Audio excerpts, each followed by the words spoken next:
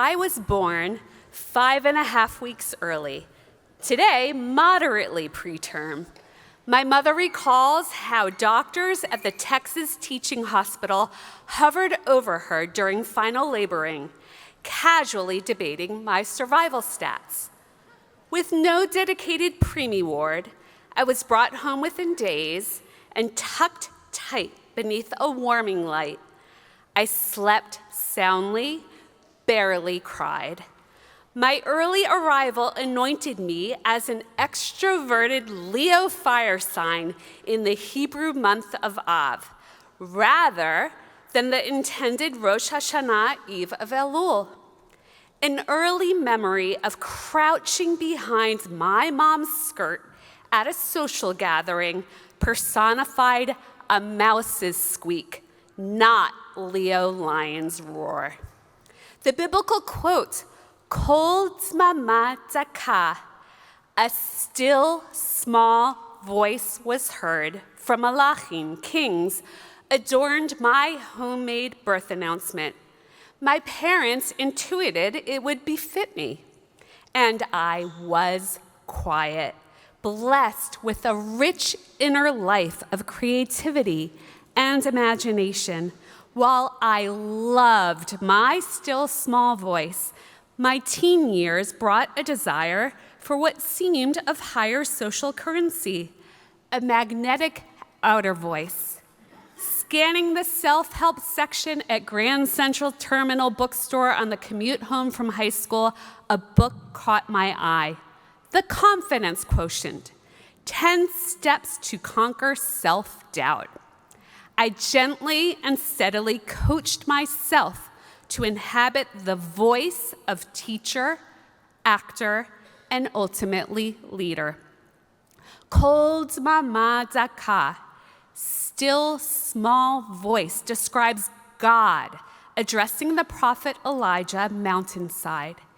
Even as God could be still and small, loud held greater allure, because while God's quiet voice was heard, this is an isolated incident of soft, impactful voice.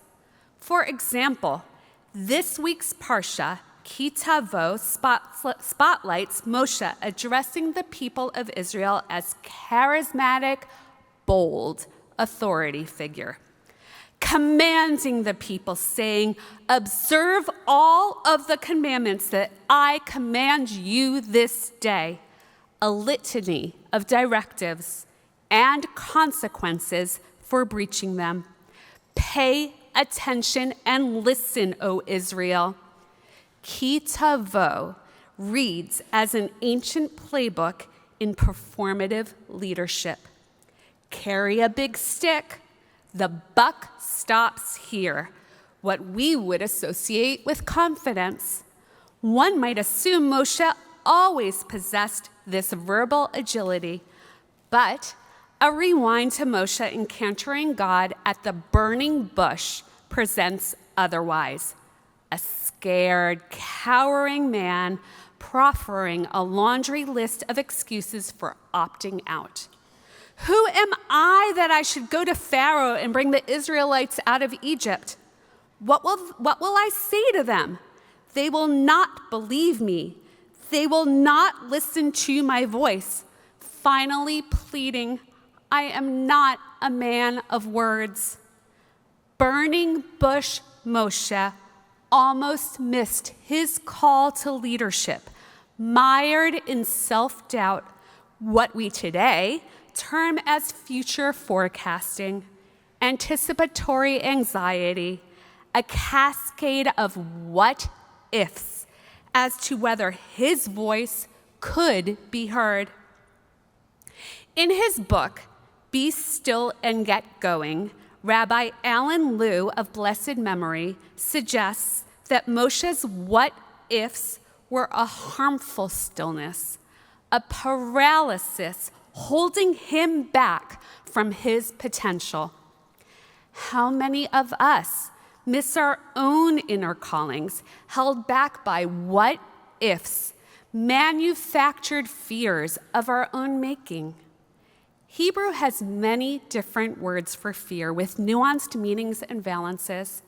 Rabbi Lou posits that Moshe was steeped in pachad, the afraid of tightened throat, conjuring worst-case scenarios.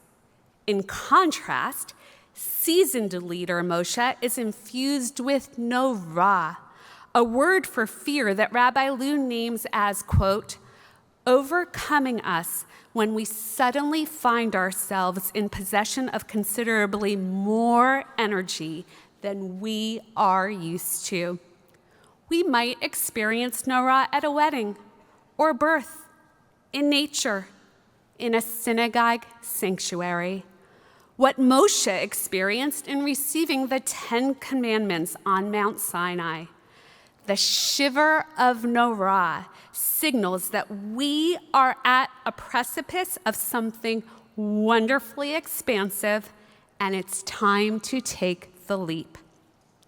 Our extroverted culture leads us to incorrectly conclude that our outer voice has elevated value. Stillness can be a potent tool for self-actualization, to becoming the best version of ourselves.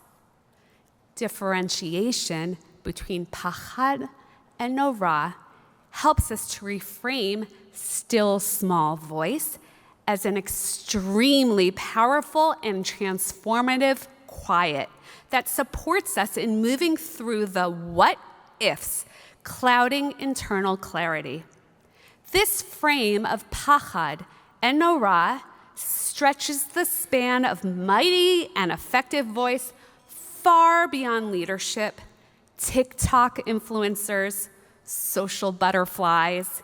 It is what Coach Tara Moore names as playing big, the clarity and acting upon inner knowing, stepping into the unique calling that each of us has, right-sized, individualized, and tailored for us.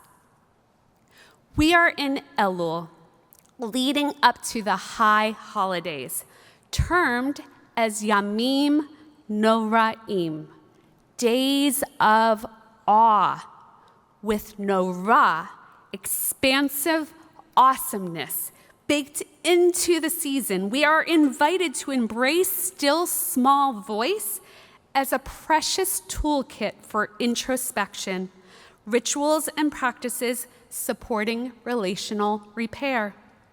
Last week, over 250 central congregants showed up for one another in person and online in Elul circles, a methodology designed for active listening.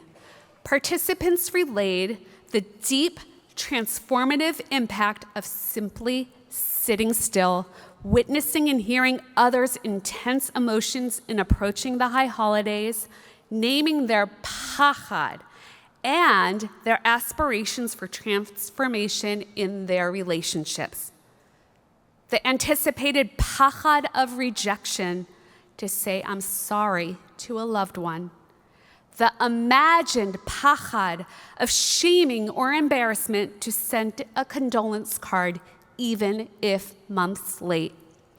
The constricting pachad of loss for words, having that tough conversation with a parent, child, sibling, spouse, friend, or colleague.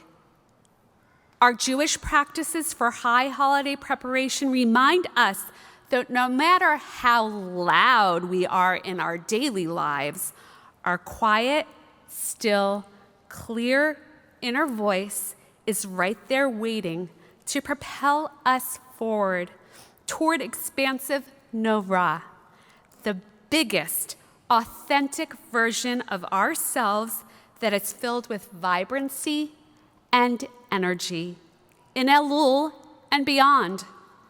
In this rarely sleepy city, I treasure early morning weekend walks. In the calm, I gain clarity. Where will each of us take up the charge of still small voice this Elul season? What practices will support us in being heart-led? As we lean into the quiet, we can trust that we will hear the messages that we need to hear, becoming the compass leading us to deeper connection and relationship. Shabbat Shalom.